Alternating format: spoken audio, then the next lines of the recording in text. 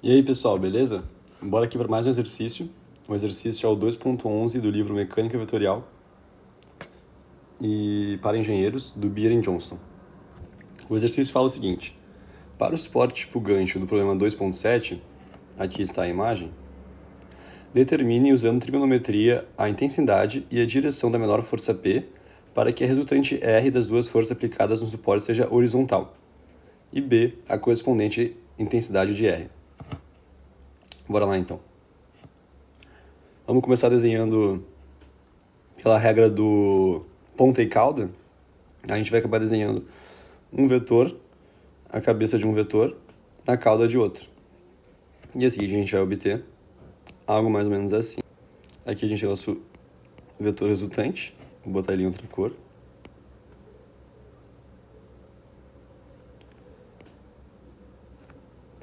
Esse é o nosso resultante R, que no problema diz que ele é horizontal, por isso que eu botei ele já horizontal. Aqui a gente tem o nosso vetor P, que tem um ângulo alfa com horizontal, e o nosso vetor de 50 newtons, que tem um ângulo de 25 com a horizontal, 25 graus.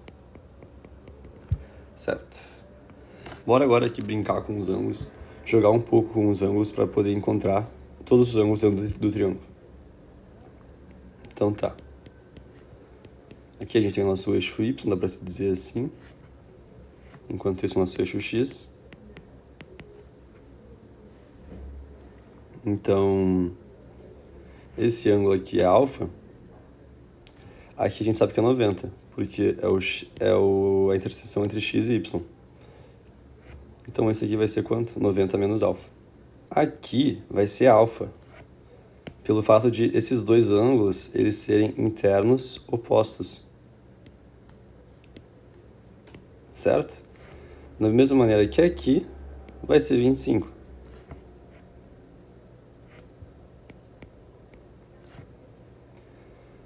Bom, então a gente sabe que os ângulos internos de um triângulo têm que somar 180.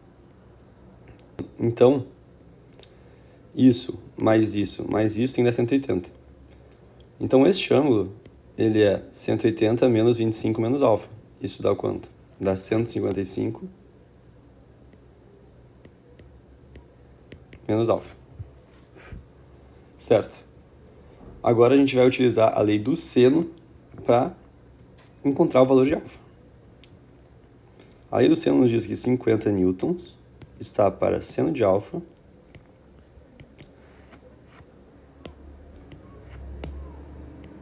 assim como P está para seno de 25.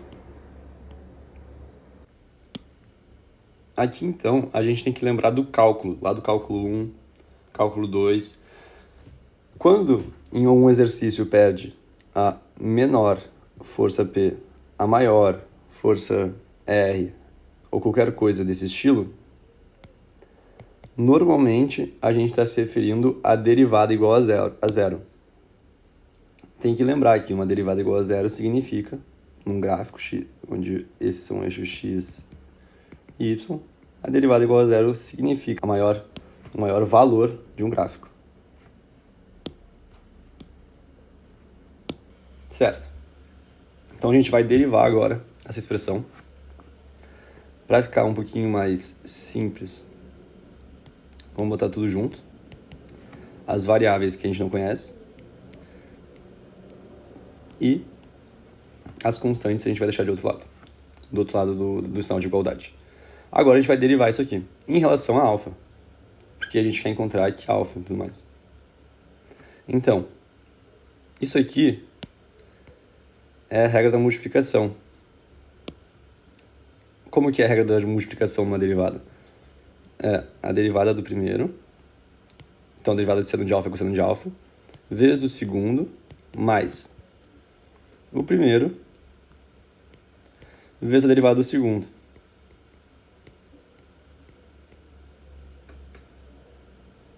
O fato daqui eu ter escrito dp d alfa e aqui eu não ter colocado sobre d alfa na derivada é que eu estou derivando tudo aqui em relação a alfa, tá? Tudo isso aqui para mim eu estou derivando em relação a alfa. Então, beleza. E tudo isso aqui é igual a quanto? A zero, porque a derivada de uma constante, 50 vezes seno de alfa é uma constante, é igual a zero. Como eu falei, se a gente pega, por exemplo, um gráfico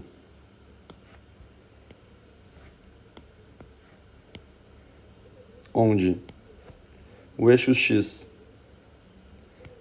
é o nosso eixo alfa e o y é o nosso p, o eixo x é o nosso ângulo alfa e o eixo y é a nossa força p, aqui a gente tem uma função p de alfa e, num caso desses, a maior força, aqui eu estou desenhando de qualquer maneira apenas para que fique claro, mas a maior força vai estar aqui, onde a derivada é zero. Ou a menor força. No caso, ele pede a menor força, então seria o contrário. O gráfico ele seria o contrário. Ele seria assim.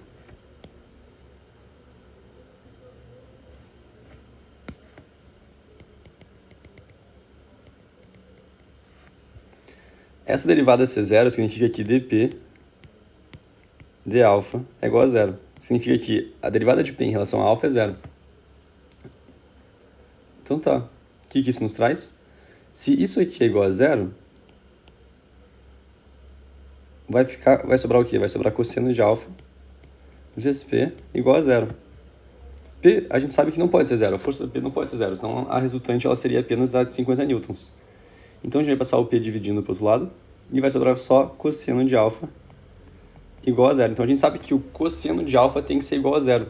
Quando que isso acontece? Quando que o cosseno de alfa é igual a zero? A gente tem basicamente duas possibilidades.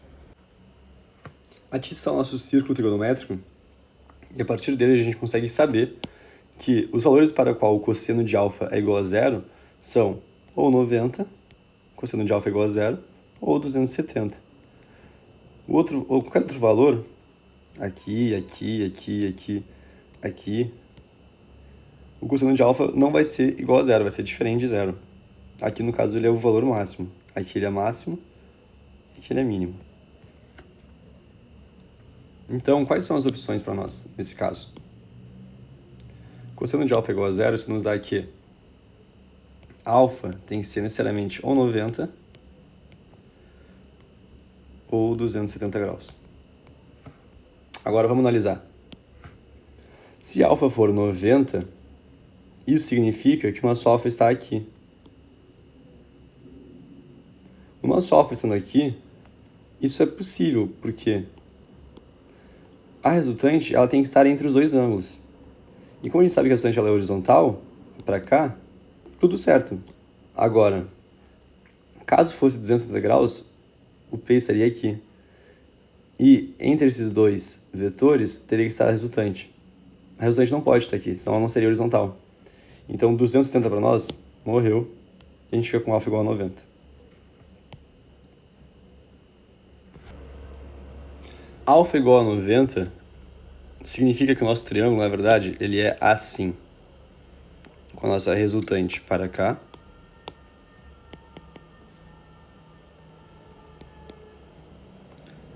O nosso P totalmente para baixo. E o nosso R, nosso vetor de 50 newtons, na verdade, assim.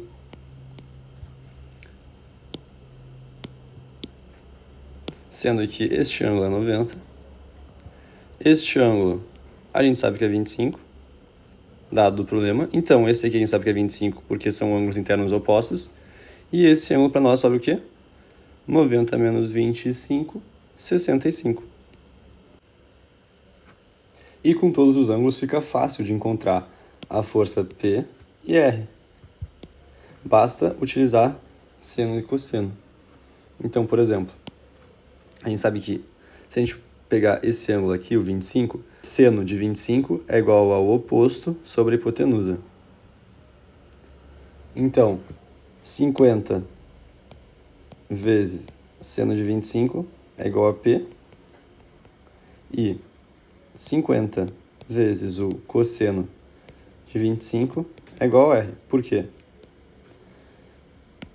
Porque este ângulo daqui, a partir deste ângulo a gente sabe que o cosseno é igual ao lado adjacente sobre a hipotenusa. Resolvendo para P e R, a gente obtém P igual a 21,13 newtons e R igual a 45,32 newtons. O que pedia na questão? Pedia a intensidade é a direção da menor força P, a intensidade é 21,13 e a direção é 90 para baixo. Enquanto também pedia o quê? A correspondente intensidade de R, que é 45,13. É isso? 45,32. É isso.